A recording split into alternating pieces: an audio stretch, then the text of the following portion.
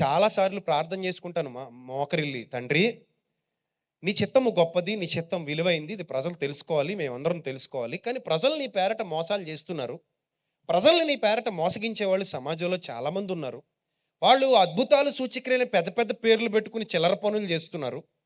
నిజానికి వాళ్ళు చేసే అద్భుతాలు కాదు, సూచక్రియలు కాదు, అన్యజనుల మధ్య నీ నామాన్ని అవమానపరుస్తున్నారు. తండ్రి నువ్వు ఏ ఏ యాక్షన్ తీసుకోవేంటి తండ్రి అని ఎన్నిసార్లు నేను ప్రార్థన చేశానో నిజానికి మీకు తెలీదు. నువ్వు ఏ యాక్షన్ తీసుకోవేంటి తండ్రి, ఎందుకు ప్రభా నువ్వు వాళ్ళని అలా వదిలేస్తున్నావు? వాళ్ళకి బుద్ధి చెప్పొచ్చు కదా ప్రభా. ఏ వ్యాధులైతే వస్తాయని నువ్వు వాగ్దానం చేసావు, ఆ వ్యాధులన్నీ వాళ్ళ మీదకి పంపించు ప్రభా, అప్పుడు కానీ బుద్ధి రాదు కదా వాళ్ళకి అని నేను ప్రార్థన చేసినప్పుడు దేవుడు తన వాక్యం ద్వారా మనతో మాట్లాడతాడని చాలాసార్లు మీకు చెప్పాను కదా. తన వాక్యం ద్వారా మనతో మాట్లాడతాడు. నిజం, అది పచ్చి నిజం. నువ్వు మనస్ఫూర్తిగా ప్రార్థన చేస్తూ వాక్యం ధ్యానిస్తూ లేదా వింటూ ఉండు. ఆయన వాక్యంలో నుండే మనకి జవాబులు వస్తుంటాయి.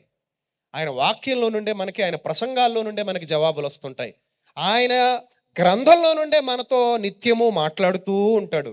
అలా నా ప్రభు నాకు ఇచ్చిన సమాధానం, అరే నాయన నేను ఈ పనులన్నీ చేస్తే నువ్వు ఎందుకురా మరి అంతే కదా. నేను నిన్ను నియమించుకొని ఉన్నాను, నేను నిన్ను ఏర్పరచుకొని ఉన్నాను.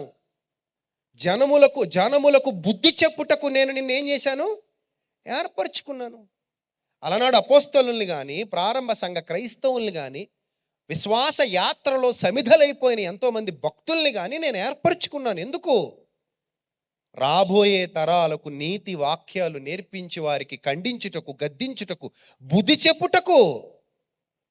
అప్పుడే నేను ఇక ఆ ప్రార్థన చేయడం మానేసి పనిలో దిగానన్నమాట. చాలా రోజుల కిందట జరిగిన సందర్భం చెప్తున్నాను.